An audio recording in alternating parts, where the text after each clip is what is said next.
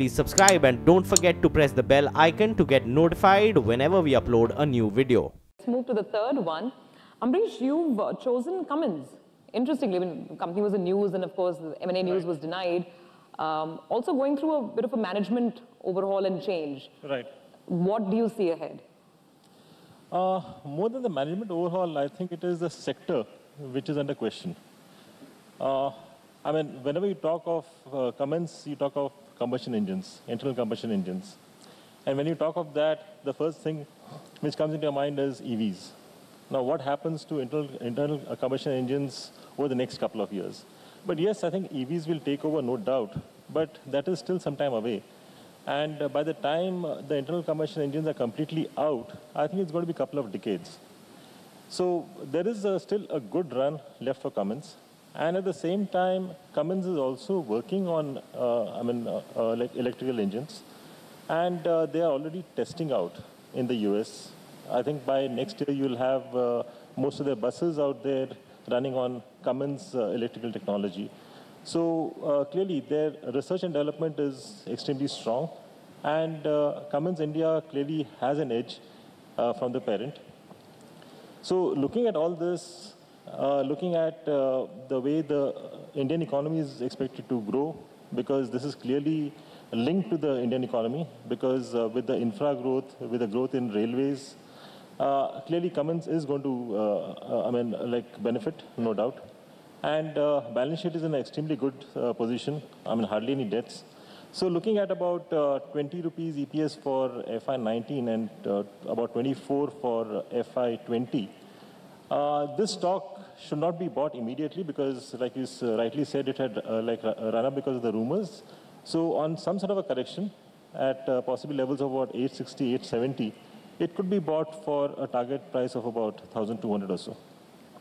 All right, so that's the pick that we're getting in, coming in from Ambareesh. Cummins is the stock that he's looking at. He's saying that, in fact, maybe you could look to get into it on a bit of a dip. But let's move to Ambareesh's next pick. And Ambareesh, here, are you trying to pick the bottom for this one, I guess, because it's a non-performing stock. Right. Videocon is what we're talking about. Yeah, Dish. Suffering, Dish, which will merge with Videocon.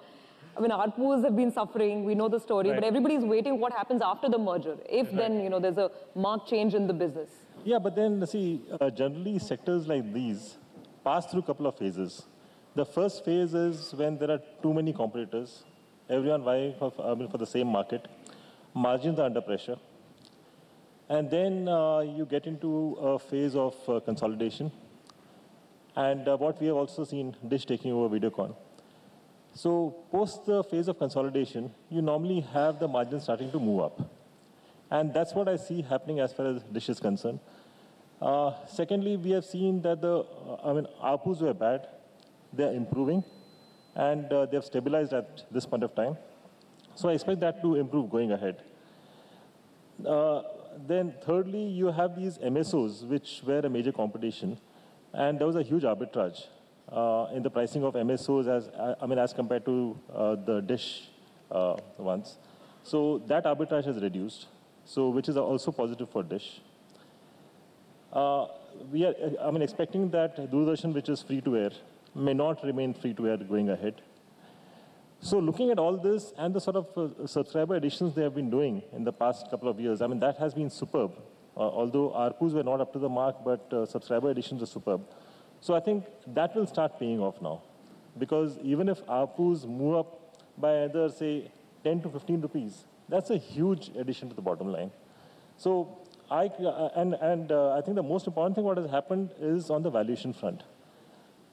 Because, all of them were getting decently low valuations, but with the Warburg-Pincus deal, we are clearly seeing that Dish seems extremely cheap as compared to Airtel DTH. Looking at the valuations they're given. So that valuation gap also is there. So from that point of view, I think this stock can move up from current levels of closer to about 80 to 110, 120, which is a conservative estimate for possibly the next 8 to 12 months. But if you're looking at EPS for FY20, which I expect to be about 4.5, 5 rupees, at that point of time, you could possibly see the stock at much higher levels. Right, Ambareesh, but would you buy the stock on the dip, or at current levels it provides? It's already been struggling through the year. I think at these levels there's no harm. Okay. But generally what I recommend is buy in various tranches. Don't buy everything at one go, because this market, has a lot of fluctuations. So I think you should buy in possibly about 4 to 5 tranches, whatever you buy. Okay, all right then. So that's the dish that's served for 2018 from Ambareesh. But Ambareesh, your next pick, a banking pick? Yeah, it's Karur Vysya Bank. So I would say this is a prime example of why you should stick to your core competence, why you should do what you know best. Because they understand retail and SME, but they wanted to get into big ticket, and that is where they've got stuck with NPAs now. The other thing is, as far as banking is concerned, clearly, this is true for a number of other sectors, but especially banking. It clearly depends on who's leading it. And we have seen this happening in IndusInd. Mr. Sopti took over, and then you saw IndusInd doing extremely well. Federal Bank, more recent, Shyam Srinivasan took over. It's been doing decently well. So here also there's a change of management at the top. Mr. Sheshadri has joined in, who has years of experience with Citi. And he's expected to change the face of the bank. And now with the clear focus, again, back on SME and retail, I actually expect this bank to start doing well, possibly after a gap of another 3 or 4 quarters. That is the time it will require to clean up. Looking at an EPS of about 8 for FY19 and about 14 for FY20. So again, looking at the capital adequacy, which is at a decent level, there has been infusion of funds through rights. So I expect the bank to maintain those NIMs currently, and I expect that to move up in FY19 and 20, because of which you'll have the EPS moving up. So I think the downside at these levels is very minimal. I think that's what one should look at whenever you're buying stocks at Sensex 34,000.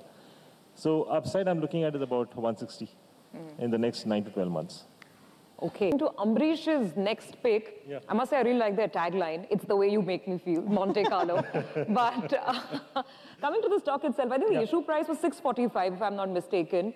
Stock's gone through its own journey. It's been an underdog completely. What's the trigger? What's changing now? We remember Monte Carlo only during winters, and that's the time we hear about it. So clearly, the business was seasonal, and what affects this? If you look at the other sectors, they get affected by the economy. So this gets affected by the economy as well as the weather. So if you have a weak winter, it affects the sales, and that's what had happened in the last 2 years. But now, since the last couple of years, they've been also trying to move out of that and get into cotton fabrics in a large way.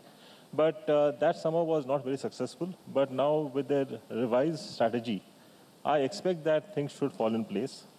They're increasing their institutional sales, increasing their EBO footprint, getting into more of sub-brands, ladies and kids wear. So I think this should really work out well for them, because the initial feedback which has come has been quite decent. So looking at an EPS of about 36 rupees for FY19 and about 49 rupees for FY20, it looks very cheap compared to other branded players. So I think this is because of the history, but I think it should catch up. So I think at these levels it looks decently cheap. Possibly you could see, have a downside of about 5 to 7%, which is there with any stock. But looking at a price of about 740 over the next 9 to 12 months. Okay, we'll keep an eye out then on the